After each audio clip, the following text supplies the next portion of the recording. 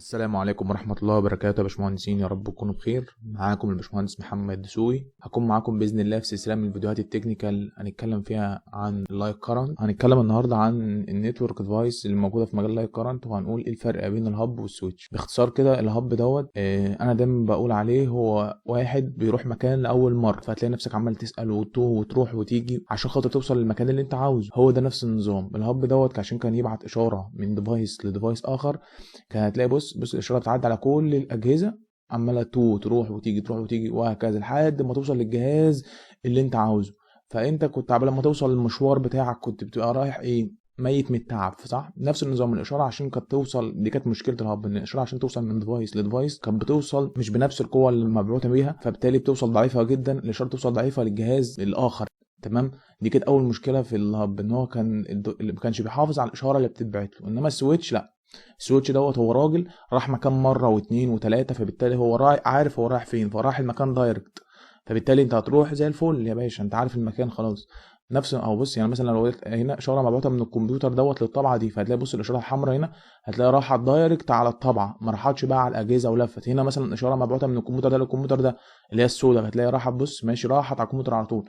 فبالتالي هنا الاشاره عارفه طريقها، عارفه طريقها هي رايحه فين وجايه منين. فبالتالي اول مقارنه ممكن اقولها لك ما بين الهب والسويتش، فانت هتلاقي اول فرق واضح جدا ان الهب دوت بيبعت اشاره على كل الديفايس اللي متركبه عليه، على كل بيوصلها على كل الديفايس اللي متركبه عليه، وفي الاخر اللي بيقراها هو الجهاز اللي انت عاوزه بس برضه يعني. بس هي الفكره كلها ان هنا طالما هي مشيت على كل الديفايسز وتوزعت على كل الديفايس فالاشاره بتضعف. انما في السويتش بقى هنا لا، الاشاره بتوصل من الديفايس اللي انت عاوزه على الديفايس الاخر، تمام، دايركت. تاني حاجه ان الهب هنا في مشكله برضه، انا لسه قايل لك انت تايه، فبالتالي لو لقيت اي واحد في وشك ممكن تخبط فيه اصلا. هو نفس النظام هنا. انت لو هنا لو في اشاره اتبعتت من الكمبيوتر ده للطبعه دي مثلا وليكن، ولو لقيت في اشاره ثانيه قابلتك في وشك اللي هي اشاره مثلا بتتبعت من جهاز تاني لاخر، هتلاقي الاشارتين حصل فيهم تداخل، ولا الاشاره ده توصل ولا الاشاره ده توصل. يبقى هو هنا ما بيقدرش ما بيقدرش يبعت اشارتين في نفس الوقت، يعني ما ينفعش يبعت مثلا ويستقبل في نفس الوقت، لا ما ينفعش الجهاز ده يشتغل حاجه زي كده. لو قلت لك انت تايه، انت مش مستحمل اصلا.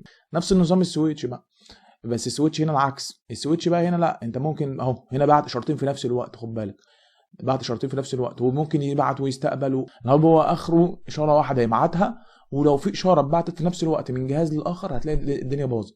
فدايما الهب بستخدمه مثلا في بستخدمه لو انا عاوز اعمل نتورك بسيطه، يعني مثلا 5 6 7 اجهزه، لو انا معايا مثلا مكان بسيط جدا خلاص، فانا ممكن استخدم ساعتها ابليكابل ان انا استخدم. انما السويتش بقى لا، السويتش دايما بستخدمه لو انا مثلا معايا عدد اجهزه كتيره جدا، ودايما اصلا يفضل استخدام السويتش يعني عن الهب بسبب مزايات كتيره يعني.